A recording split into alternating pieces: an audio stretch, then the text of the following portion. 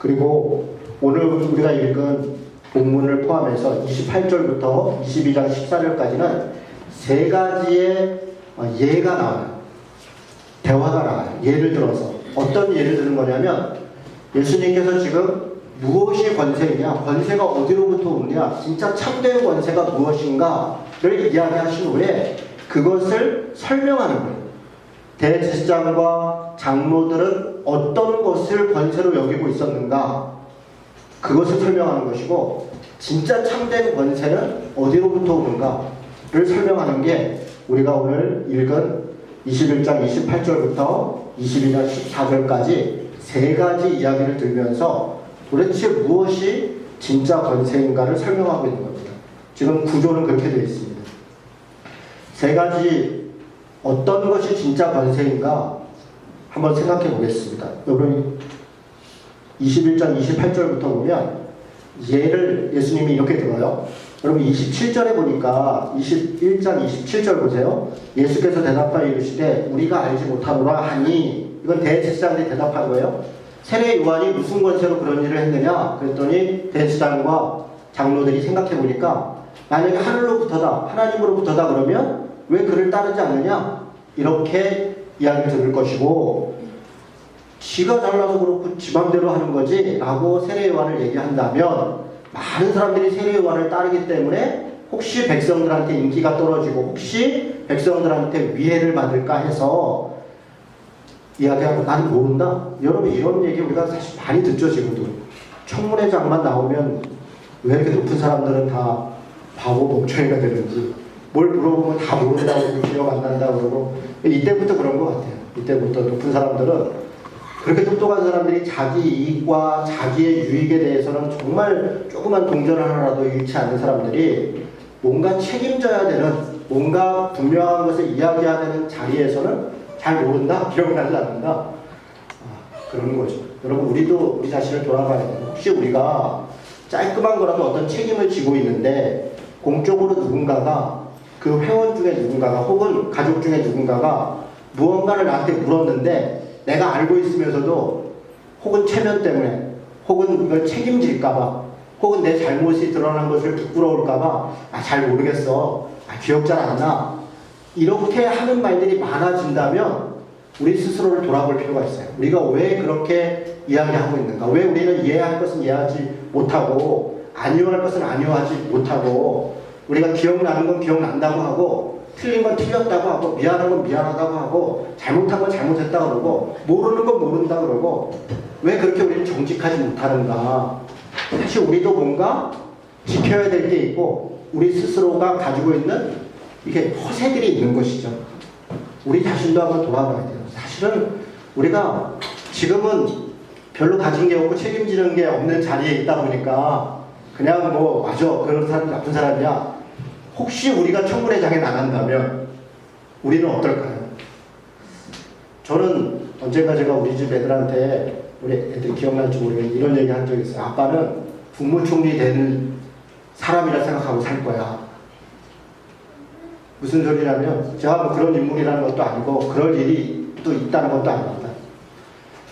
우리 모두가 다 청문회장에 서는 사람이라고. 우리가 남이 왜 그런가, 물론 우리가 그것을 시민으로서 감시해야 되지만 나 스스로가 저 자리에 섰을 때 과연 내 삶이 정말 사람들 앞에 다 투명하게 드러나고 까발려지고 내 재산, 내가 그동안 살았던 거, 내가 했던 말들, 내가 지금까지 만났던 사람들, 이런저런 것들이 다 드러날 텐데, 심지어는 교통법규를 어겨서 받았던 범칙금까지도 들고 얘기를 할 텐데, 내가 이사 갔던 것까지도 얘기를 하고 내 군생활 했던 것까지도 얘기하고 할 텐데, 그때는 제가 부끄럽지 않게 이야기할 수 있는 그런 삶을 사는 거죠.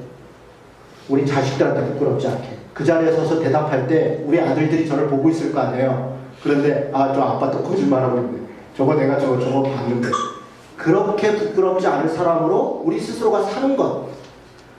우리가 그런 높은 사람들이 되지 못한다 할지라도 우리 스스로가 언제든지 사람들 앞에서 우리 부끄러움이 드러날 수 있다라고, 저는 그렇게 살았으면 좋겠어요. 우리들이 사실 우리가 하나님 앞에 갔을 때 백보자 심판 앞에 우리의 모든 살았던 것이 하나님 앞에 다 드러낸다는 거 아니에요. 여러분 요한계시록의 그 백보자 하얀 보좌 앞에 예수님 앞에 갔을 때 예수님과 나 이렇게 단둘이 있는 게 아니라 많은 사람들 앞에서 우리의 삶이 살았던 것들이 다 드러나더라. 물론 주님의 십자가의 보혈로 또 우리의 부족함보다 예수님의 사랑으로 우리가 그 믿음의 고백으로 구원받을 수 있을지 모르겠으나 그러나 우리의 부끄러운 삶에 대해서 우리를 돌아보게 될 것이라는 겁니다. 그런 자세로 이렇게 내가 알지 못한다, 나 모른다 이러고 살지 않았으면 좋겠다는 거죠. 이들은 왜 이렇게 대답했는가? 그것에 대해서 예수님이 세 가지로 예를 들어 설명하는 거예요. 왜 이들은 알면서도 알지 못한다고 했는가? 무엇이 이들로 하여금 이렇게 행동하게 했는가? 그래서 그 이야기에 이어서 28절에 그러나 너희 생각에는 어떠냐? 이러면서 예수님은 그 알지 못한다 이런 사람들한테 오히려 질문을 해요. 자, 여러분 저를 보십시오. 간단한 얘기입니다. 이렇게 질문해요. 그 대제사장과 장로들이 난 잘 모르겠습니다. 기억이 안 납니다. 그래? 그러면 한번 여러분 당신들 한번 대답해 보십시오. 당신들도 나한테 물어봤으니 나도 당신들한테 물어보겠습니다. 자, 두 아들이 있었습니다. 첫째 아들은 공부도 잘하고 일도 잘하고 똑똑하고 정말 사회적 지위도 높고 그랬습니다. 그래서 아버지가 너 가서 저희 가서 뭐 좀 이렇게 하나 좀 이것 좀 해줘라. 그랬더니 첫째 아들이 예 하고 대답했어요. 하겠다. 할 수 있고 또 하겠다. 능력도 있는 아들이고 착한 아들이고 자기의 자리도 있고 위치도 있고 당연히 그것을 해야 되는 아들인 거예요. 그런 아들한테 아버지가 이것 좀 해라 그랬더니 예 했어요. 그런데 돌아서서 아버지가 보지 않고 당연히 할 줄 알고 맡겨놨는데 나중에 보니까 안 했더라는 거예요. 하지 않았더라. 둘째 아들은 무능한 아들이에요. 가난하고 지식도 부족하고 어떤 면에서 장애도 있고 어떤 면에서 보면 맨날 뭘 하면 실수도 하고 그런 아들이에요. 그런 아들한테 아버지가 너 이것 좀 해라 했더니 아 싫어요 나 못해요 이랬어요. 그랬더니 아버지가 이거 저거 커서 저거 인간 될래나 저거 사람 될래나 그러고 혀를 끌끌 차고 나갔는데 그리고 얼마 지나고 보니까 그 아들이 그거를 부족하지만 하더라는 거예요. 자기가 그걸 완전하게 하진 못했지만 그래도 하려고 애를 쓰고 있고 그걸 하더라는 거예요. 그러면서 물어보는 거예요. 자, 누가 진짜 아들이냐? 그랬더니 그들에게 물어봤더니 그들이 대답을 해요. 둘째 아들이 진짜 아들입니다. 다 아들이죠. 다 아들이죠. 그런데 누가 정말 아버지의 뜻을 따르느냐? 아버지의 뜻을 따르느냐? 아들이냐 아니냐가 아니라 아버지의 뜻을 누가 따르느냐? 그랬을 때 그들이 자기 입으로 얘기해. 둘째 아들입니다. 그랬더니 거기다 대고 예수님이 뭐라고 얘기하냐면 32절에 보세요. 32절 말씀을 같이 한번 읽겠습니다. 자, 시작. 요한이 의와 도로 너희에게 왔거늘 너희는 그를 믿지 아니하였으되 세리와 창녀는 믿었으며 너희는 이것을 보고도 끝내 뉘우치지 아니하셨더라. 여러분 대제사장과 장로들은 상당히 기분이 나빴을 거예요. 사실 예수님의 이 어법은 사람을 불쾌하게 해요. 왜냐하면 대제사장과 장로들하고 누굴 비교할 때 그냥 유대인 남성들이 혹은 뭐 이렇게 그런 사람들이 이렇게 세리와 창녀를 비교하는 거예요. 세리는 뭡니까? 당시에 세무 돈을 만지던 사람들인데 지금은 그렇지 않지만 당시에 세리는 아주 악독한 사람들이었어요. 로마 황제 밑에서 사실은 사내들인 공예 밑에서 백성들의 세금을 뜯어내서 그것을 갖다 바치고 그 뜯은 것 중에 자기의 유익을 챙겼던, 그래서 많이 뜯어내면 자기 목이 많아지기 때문에 아주 악랄한 자가 가장 부자인 그런 자들이었습니다. 그래서 세리에 대해서는 반역자이고 매국노이고 착취하는 그런 자들이기 때문에 세리를 이방인보다 더 미워했고 두려워했고 그랬습니다. 창녀는 뭐 말할 것도 없죠. 자기의 몸을 팔고 어떻게 그럴 수가 있어. 돌로 쳐 죽여도 시원찮을 그런 정도의 죄인으로 생각했던 사람들이, 그런 사람들을 대제사장과 장로하고 비교하는 거예요. 뭐라고 지금 얘기하는 겁니까? 창녀와 세리들은 너희보다 먼저 하나님 나라에 들어갈 것이다. 지금 예수님은 저들은 비록 죄인이고 자기 스스로 부족한 게 있었으나 그러나 하나님께서 뭔가 얘기하실 때 자기의 죄를 내가 죄인입니다. 내가 부족합니다. 내가 그거 할 수 없습니다. 그러나 그걸 따르기 위해서 애쓰고 있다는 겁니다. 순종하려고 애쓰고 있고 뭔가 쫓아가려고 애쓰고 있고 그런데 배웠다고 하고 알고 있고 지위가 있고 책임이 있다고 하는 자들은 하나님의 말씀을 하겠다고 해서 맡겨뒀더니 조금도 하나님의 뜻을 행하고 있지 않다. 그렇게 이야기합니다. 요한이 와서 의와 도로 너희에게 말했는데 너희들은 오히려 그것을 버렸다. 여러분, 이 말은 정말 당사자를 코앞에 두고서 모욕하는 말입니다. 이들도 그 말을 알아들어요. 아까 우리가 자기들에 대해서 하는 말인 줄 알고 분노하더라. 자신들에게 했던 말을 깨닫고 내가 정말 첫째 아들처럼 하나님의 어떤 역할을 맡았음에도 불구하고 내가 얼마나 무능하고 게으르고 또 얼마나 교만하여서 이렇게 하나님의 말씀을 무시하고 살고 있는가를 돌아보는 것이 아니라 어찌 저가 나를 저렇게 천한 사람들하고 비교할 수 있는가, 그렇게 오히려 한탄하고 있다는 것입니다.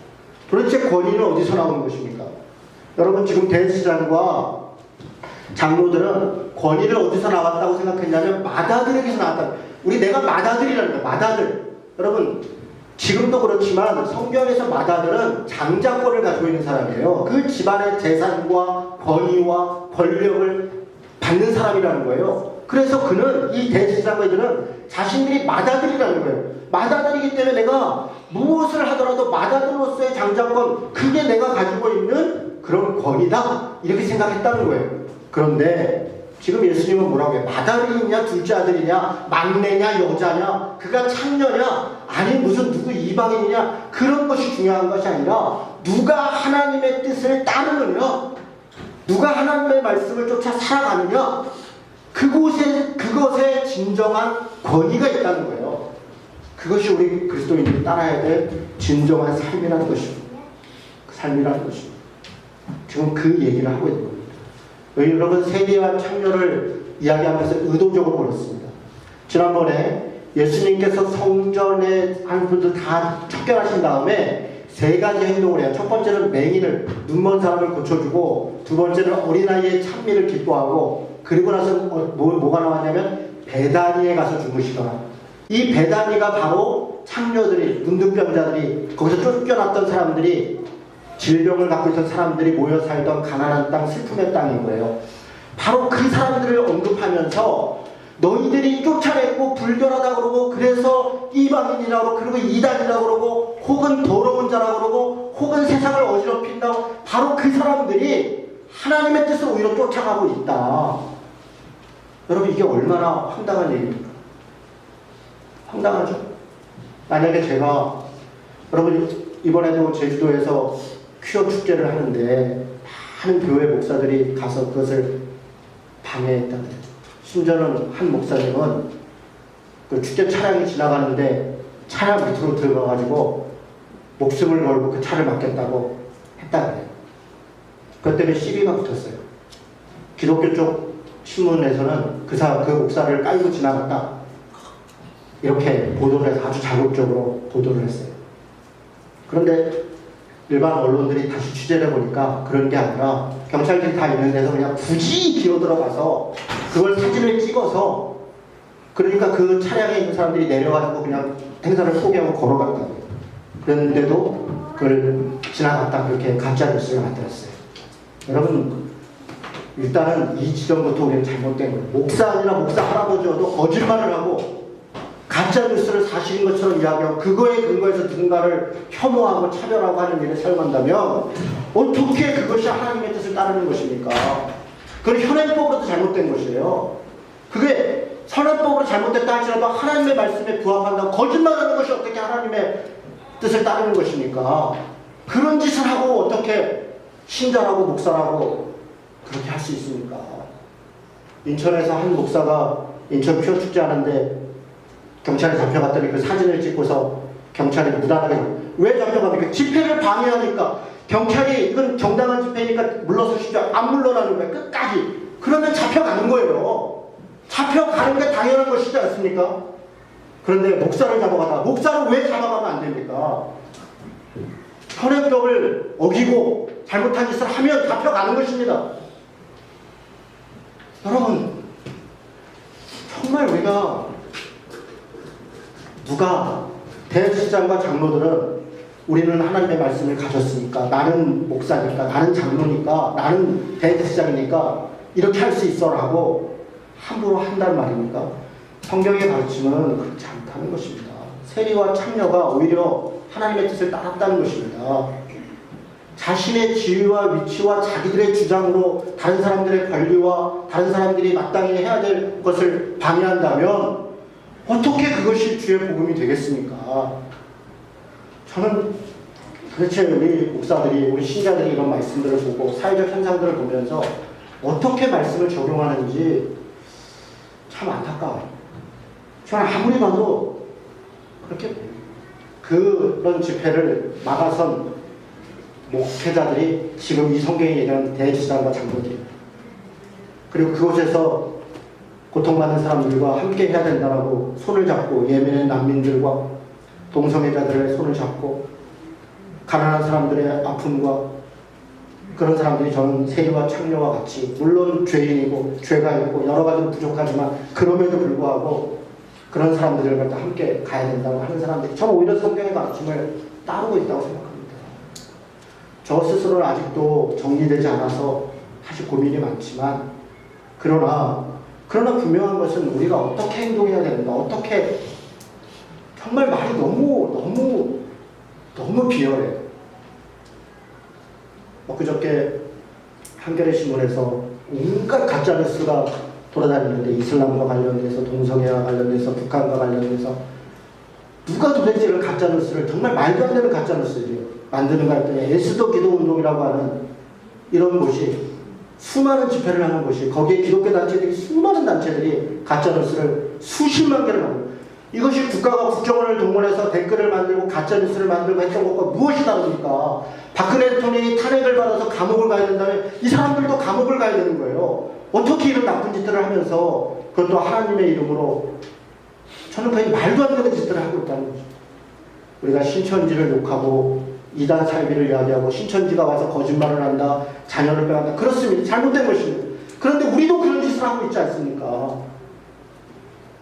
목사가 하면 하나님의 사람이니까 괜찮은 것이고 신천지가 하면 하나님의 사람이 아니니까 나쁜 것입니까?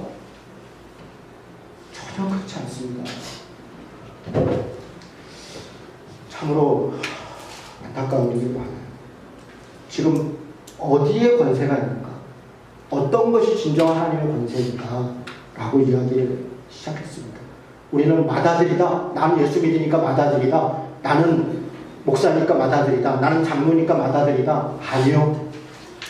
못합니다. 못하겠습니다. 내가 그럼 어떻게 하겠습니까? 내가 같은 죄인이 나는 부족합니다.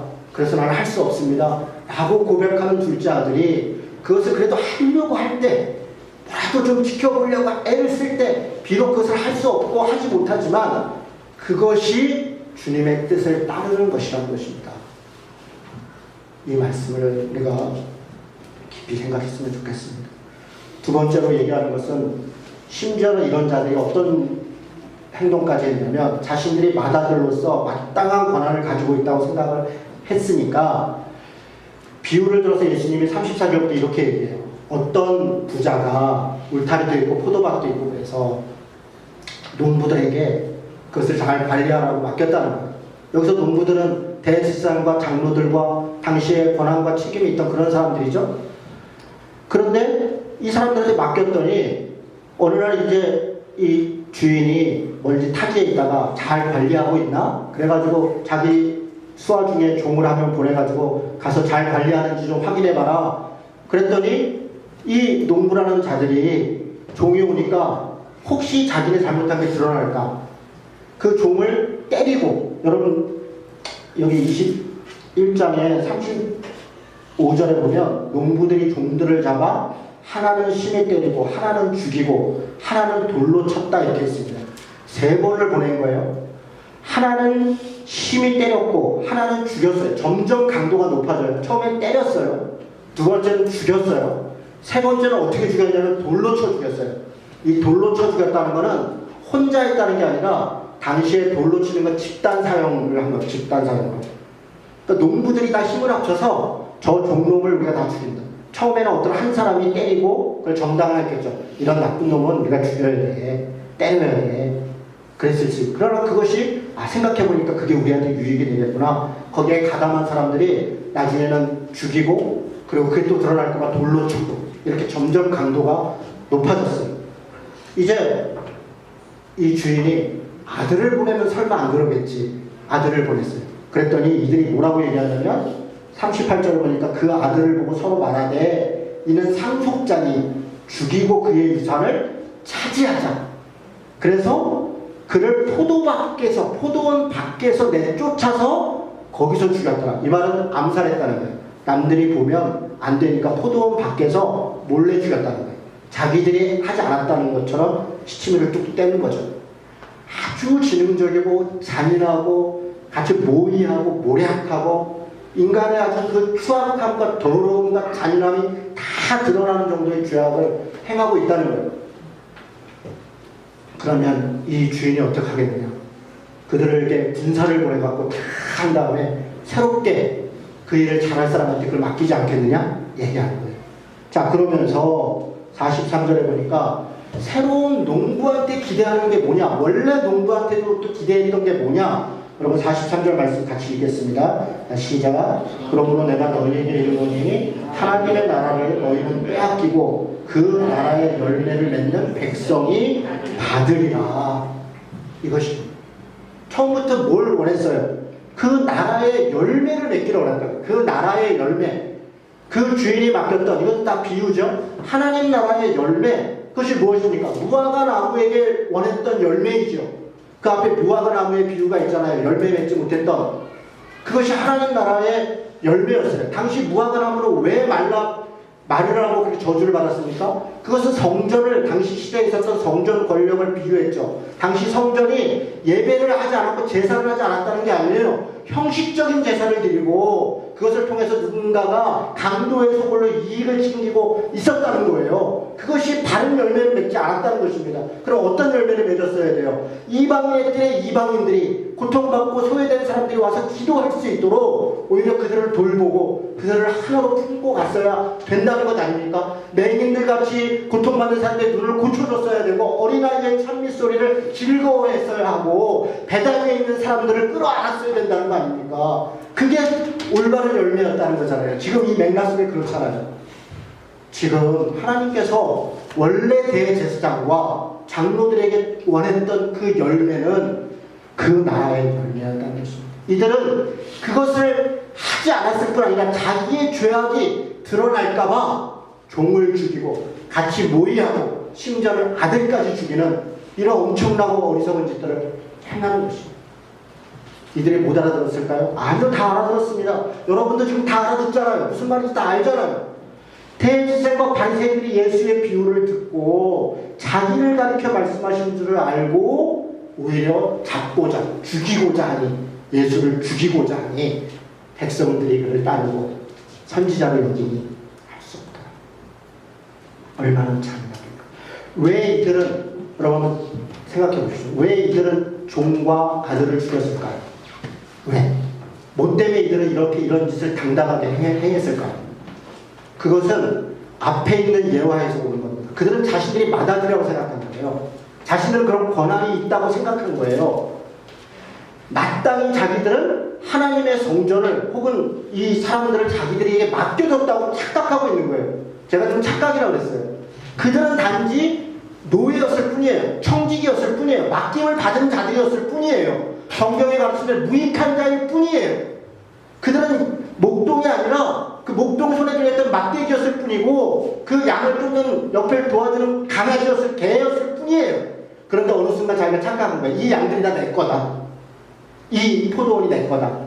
하나님이 나한테 맡겨줬다. 그런 선민의식, 청지기 의식이 아니라 선민의식. 이게 얼마나 무서운 겁니까? 나는 구원받은 자야. 나는 이럴 수 있는 자야. 나는 이런 권한이 있는 자야. 누가 그 권한을 그 사람한테 줬습니까? 그 권한조차도 하나님의 것이고 그 온당한 권한을 행사할 때도 이것이 정말 하나님의 뜻에 부합하는가 돌아보고 생각하면서 행해야 할 것인데 그렇지 않습니까? 여러분이 오늘도 예배 중에 아마 헌금을 하셨을 거예요. 자, 이 헌금 누구 것입니까? 제가 만약에 헌금했고 내가 목사고 우리 교회를 관리하고 맡으면 이건 내가 책임이 있어. 내 거야. 라고 생각해서 제 마음대로 사용한다면 이게 말이 됩니까? 목사가 교회에다가 바쳐준 헌금이 자기 것입니까?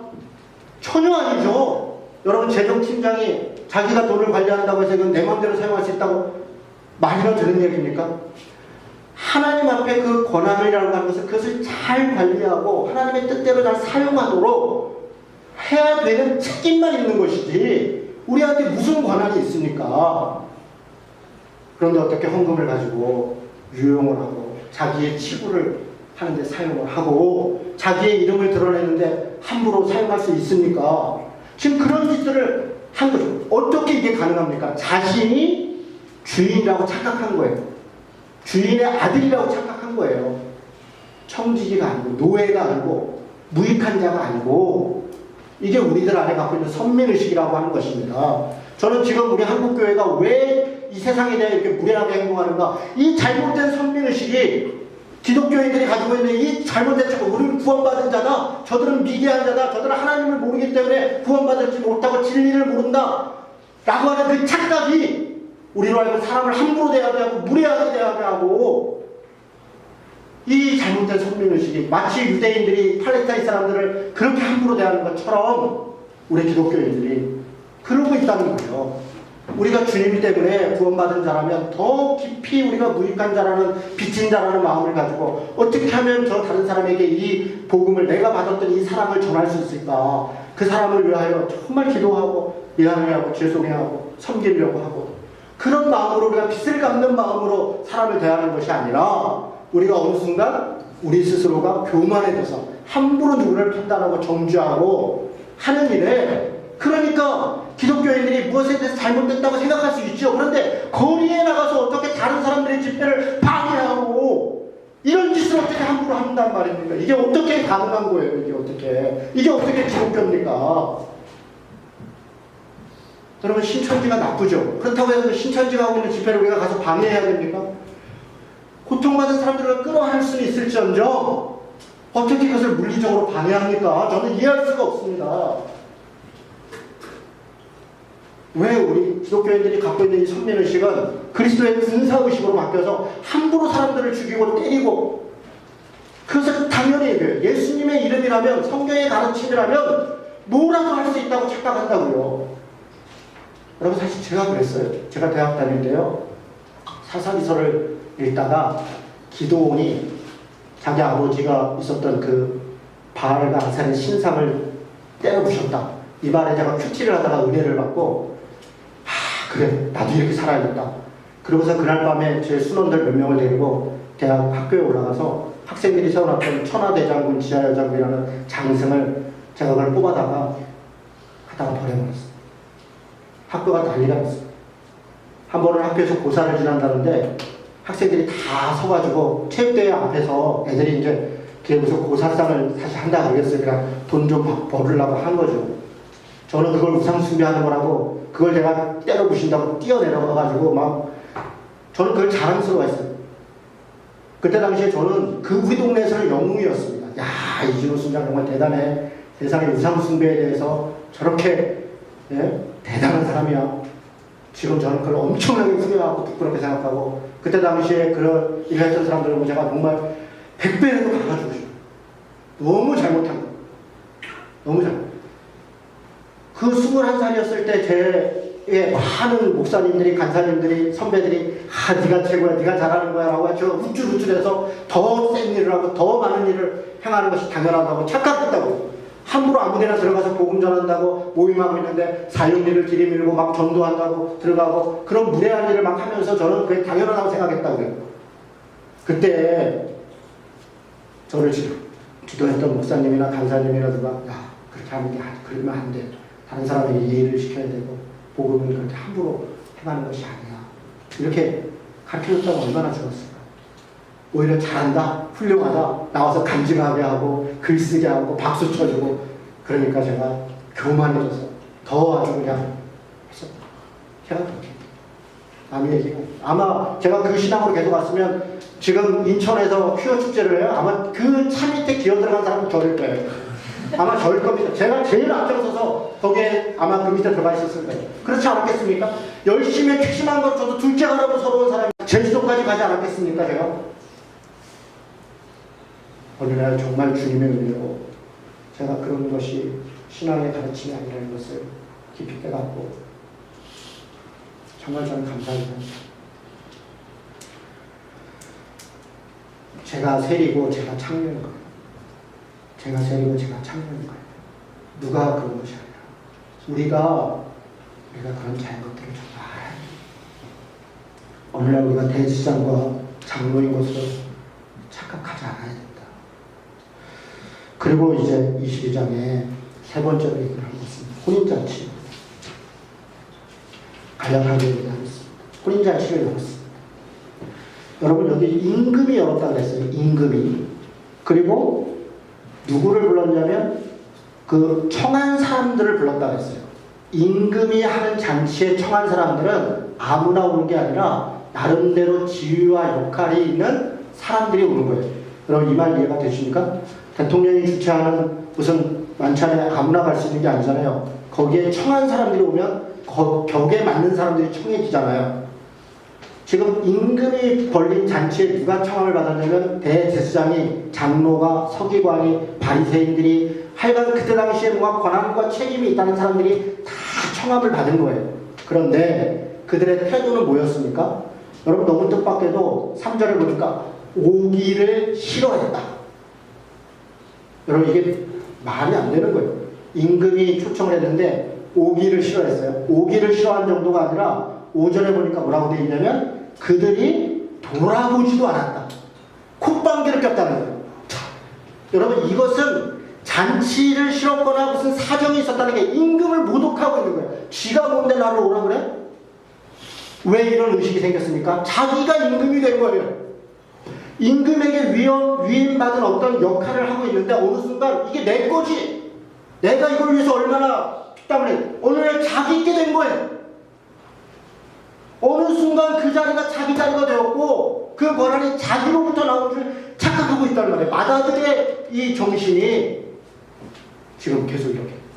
임금이 청국잔치를 열었음에도 불구하고 오기를 싫어할 뿐 아니라 그들이 돌아보지도 않았다. 이런 일들이 있었다. 5절에 보니까 그들은 돌아보지도 않고 한 사람은 자기 밭으로 가고 자기 일할 거 하고 자기 사업하러 가고 여러분 이 자기 밭 자기 사업이라고 하는 표현이 되게 특이한 표현이에요. 이들은 원래 자기 밭이 없어요. 자기 사업이 없어요. 다 임금의 것이에요. 그렇지 않습니까? 이들은 다 청지기들이라고 해요. 마치 두 번째 이 포도원에서 준 농부들처럼 이들은 자기 밭이 있고 자기 사업이 있는 게 아니에요. 그런데 여기 자기라고 표현했어요. 그렇게 이들이 인식하고 있다는 거예요. 마치 자기들이 잘나서 무슨 밭이 있고 자기들이 무슨 사업이 있고 이런 것처럼 하고 있다는 거예요, 지금. 그리고 심지어는 그 남은 자들이 종들을 잡아서 모욕하고 죽이고 그 소식을 전해온 사람들을 잡아서 야, 너네 임금이 나를 불러? 뭔데 불러? 이런 식으로 했다. 임금이 군사를 보내서 진멸하고 다 불살이죠. 우리는 진멸이라는 단어를 보면 어떻게 사랑하는 분이 하나님이 진멸을 합니까? 따집니다. 이런 장면들 보면 진멸 안 할 수 있습니까? 이건 진멸해야죠. 이런 자들이 어찌 하나님 나라에 들어간다는 말입니까? 하나님의 나라가 있습니다, 여러분. 영원한 천국이 있어요. 우리가 지금 살고 있는 삶이 어느 순간 많은 사람들 앞에서 드러날 때가 있다고요. 청문회 정도가 문제가 아니란 말이에요. 우리가 정말 하나님을 믿는다고 사는데 우리 자신의 삶을 돌아보세요. 정말 우리가 하나님 앞에 삶을 살고 있습니까? 여러분 무엇을 두려워하고 무엇을 부끄러워하고 있어요? 옆에 있는 어떤 것이 나에게 손해 끼치는 게 그게 두렵습니까? 내 자리가 뺏겨지는 게 그게 무섭습니까? 누가 나한테 뭐라 하는 게 그게 부끄럽습니까? 여러분 지금 영원한 하나님 나라가 있다는 거예요. 우리가 정말 어떤 모습으로 살아야 되는가? 우리가 예수를 믿는다는 게 무엇인가? 어느 순간 우리가 잊어버리고 있다. 당연히 여기고 있다고요. 나는 하나님 나라는 다른 장상이야. 그런 자들이 진멸당했다는 것입니다. 동네를 부사람했다는 것입니다. 그리고 청한 사람들은 합당하지 않다. 그래서 가서 다른 사람들을 불러와라. 그런데 여기 아주 특이합니다. 10절에 보니까 선한 사람들만 부를 것 같은데 악한 자들도 불렀다는 거예요. 악한 자나 선한 자나 만나는 내용 누구라고요? 여러분 이 말씀은 참 사실 굉장히 불편하고 생각을 많이 해봐야 되는 것같습니다. 마치 이 알곡과 가라지처럼 혹은 양과 염소처럼 하나님의 천국에 우리가 초청을 받은 자들 중에 선한 자들만 있는 것이 아니라는 거예요. 다시 얘기해서 우리가 하나님 나라가 가정이고 직장이고 또 우리 교회이고 라고 한다면 우리 교회 안에 우리가 다 구원받은 사람처럼 얼굴을 들고 앉아 있으나 우리 안에 악한 자들이 있다는 거예요. 우리 안에 악한 자들이 있어요. 이때 악한 자들이라는 것은 죄가 없는, 선한 자는 죄가 없는 자, 악한 자는 죄가 있는 자가 아니에요.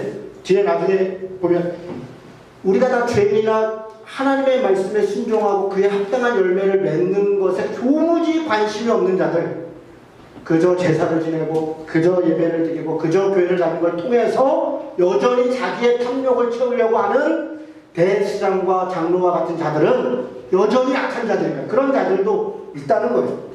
처음에 초청받은 사람 다 초청받았어요. 악한 자나 선한 자나. 그런데 임금이 와서 보니까 잔치에 왔으면 합당한 예복을 입어야 하는데 예복을 입지 않은 자가 있어요. 그러고서 왜 예복을 입지 않았냐? 그랬더니 그가 아무 말도 하지 못하더라. 예복을 입지 않은 자는 어떻게 되는가? 13절에 보니까 임금이 사람들에게 말하되 그 손발을 묶어서 바깥 어두운데 내던지라. 거기서 슬피 울며 이를 갈미 있을 것이다. 영원한 지옥에 들어갈 것이다. 예복을 입지 않았다고. 그 예복은 뭡니까? 예복이 뭐예요? 여러분 예복은 22장 12절에 보면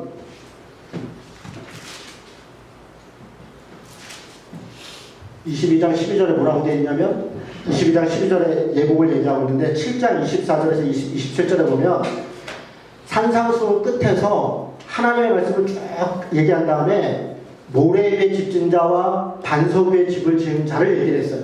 기억나시죠? 반석 위에 집 진 자는 뭐 바람 불고 창수나도 든든한 거예요. 그 자가 예복을 입은 자예요. 모래 위에 집 진 자는 예복을 입지 않은 자예요. 그게 일종의 비유죠. 그렇다면 반석 위에 집 지고 모래 위에 집 진 것이 기준이 뭐였어요 그때? 여러분 기억나세요? 뭐가 기준입니까? 행하는 것. 행하는 자. 우리는 반석으로는 예수님 생각하고 믿음으로 고백한 자, 예수님을 믿은 자, 아니요, 행하는 자. 하나님의 말씀을 행하는 자. 요한계시록 19장 7절 8절에 보면 천국장치가 열리는데 신부들이 초청을 받아요. 그들이 세마포 옷을 입고 있어요. 여러분 요한복음 19장을 보겠습니다. 요한계시록 19장을 보겠습니다. 19장 요한계시록 19장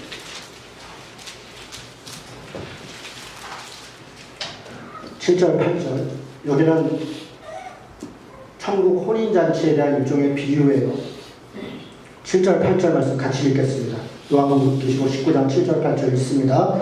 우리가 즐거워하고 크게 기뻐하며 그에게 영광을 돌리세 어린 양의 혼인 기한에 이르렀고 그의 아내가 자신을 준비하였으므로 그에게 빛나고 깨끗한 세마포 옷을 입도록 하셨으니 이 세마포 옷은 성도들의 옳은 행실이라. 세마포 옷이 뭐라고요? 성도들의 옳은 행실이라. 이게 예복입니다. 여러분 마태복음 5장에 보면 빛과 소금, 소금과 빛을 얘기하면서 빛을 뭐라고 얘기하는 너희들 빛을 비춰야 된다 하면서 빛은 선한 행실이라. 이 같은 단어입니다. 옳은 행실. 우리가 빛이 됐다는 것은 선한 행실을 행하는 자가 됐다는 것이에요. 세마포 옷을 입었다는 것은 옳은 행실을 행하는 것이에요.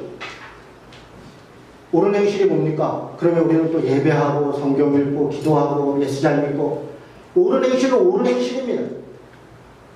맹인을 돕는 것이고 어린아이의 찬미를 돕는 것이고 배단위에 있는 가난한 사람들을 붙드는 것이고 그것이 옳은 행실인 것이에요. 그것이 믿음을 가진 사람의 믿음의 삶이라는 것이에요. 그것이 삶이고 믿음이라는 것이에요. 믿는다고 하는데 믿음을 가진 사람의 답게 살지 않는, 왜 살지 않는 것인가? 선민의식에 가득 차서 그래. 믿는다. 제사장인 줄 아는 거예요. 누구에게 믿음을 강요할 줄은 알고 누구의 믿음을 판단할 줄은 알면서 자신이 그 믿음으로 살아가는 종으로 살아야 된다는 것을 어느 순간 잃어버리고 있다는 것입니다. 예복은 성도들의 선한 행실이다. 그리고 마지막으로 14절에 우리를 늘 헷갈리는 청함을 받은 자는 많되 택함을 입은 자는 적으리라. 우리는 이 말씀만 딱 띄워놓고 보면 이렇게 생각해요. 아, 많은 사람들이 예수님한테 오지만 결국은 이게 선택론이구나, 예종론이구나, 누군가가 택해졌다는 거구나. 아니요. 여러분, 우리가 교리를 좀 제발 머릿속에 다 빼버렸으면 좋겠어요. 그런 말씀이 아닙니다. 누가 택해졌다는 거예요. 누가. 앞에 선한 행실 예복 입은 자가 택해졌다는 거예요. 예복은 누가 입었다는 거예요. 지금 예복을 왕이 입혀줬다 그러고 그 사람한테 예복 입었냐고 물어볼 필요도 없잖아요. 예복은 초청받은 사람들이 준비해 갖고 와야 되는 거예요. 악한 자였어요. 선한 자도 있을 수 있어요. 그러나 지금 내가 예복이 없다면 빨리 예복을 갈아입어야 돼요. 그리고 잔치에 들어가기 위해서 그건 각자의 의지이고 선택이고 순종이에요. 택함을 받았다는 자들은 누구냐? 모든 사람은 다 주님이 다 누구나 구원받기를 원하고 누구나 다 복음을 전해주기를 원하지만 그러나 그 중에 하나님의 말씀을 따르고 하나님 앞에 구원받는 자는 택함받은 자들, 그들은 자신의 의지로 하나님 앞에 순종하고 말씀을 따르려고 하고 그 말씀을 행하려고 하는 자들이 곧 택함받은 자들이라는 거예요. 여러분 그렇지 않습니까? 지금 이 문맥이 그렇게 이야기하고 있죠. 이거는 예정론이나 무슨 택함론을 얘기하려고 하는 구절이 아닌 거예요. 그런데 이런 말씀을 똑 띄어다가 봐라. 택했대. 그 택해 받았으니까. 그 다음 어떻게 해요? 난 택함 받았으니까 뭐 그냥 아무렇게나 살아도 어차피 뭐 택함 받은 사람이 구원받은 건 당연시사지. 이런 식으로 생각하는 자들이 대제사장과 장로들인 거예요. 나는 맏아들 됐으니까 둘째 아들의 의식으로 돌아가십시오. 빚진 자요, 죄 있는 자세. 그 자들이야말로 하나님의 뜻을 행하는 자이고 하나님 앞에서 그 말씀을 따르는 자들이고 그런 자들이야말로 하나님 앞에 구원받는 자들이다. 그렇게 성경이 가르치고 있는 것입니다. 사랑하는 성도 여러분, 말씀을 따른다는 게 참 어렵습니다. 그리고 그래서 뭘 어떻게 하라고 뭐가 선한 건데 또 말씀하면서 여러 가르침이 있죠. 결국 우리가 예배를 하는 것도 말씀을 읽는 것도 기도하는 것도 그것을 우리가 훈련하는 거죠. 훈련. 끝없이 자신을 돌아보는 것이고 하나님 앞에 우리 죄인들을 고백하고 한 걸음씩 나아가는 것입니다. 정말 겸손한 마음으로 다 이루었다 생각하지 말고 내가 이 정도로 신앙생활 잘하지. 여러분 어느 순간 여러분 성경 읽습니까? 여러분 기도합니까? 복음을 전하려고 애를 씁니까? 예배하니까 준비된 마음으로 예배 드리려고 합니까? 우리가 이런 아주 기본적인 어느 순간 다 잃어버리고 있어요. 왜? 뭐 구원 받았으니까 내가 이 정도면 신앙생활 하니까. 아니 다시 끝없이 나를 돌아봐야 되는 존재라는 걸 알고 내가 이루었다, 얻었다, 완성됐다 저는 그렇지 않습니다. 다시 시작하십시오. 내일 아침이라도 일어나시면 혹은 회사 갔다 오시거나 하시면 성경을 펴세요. 그리고 말씀을 읽으십시오. 그리고 그 말씀 앞에 또 기도하고 그렇게 다시 기초부터 다시 시작했으면 좋겠습니다. 네, 같이 기도하십시다.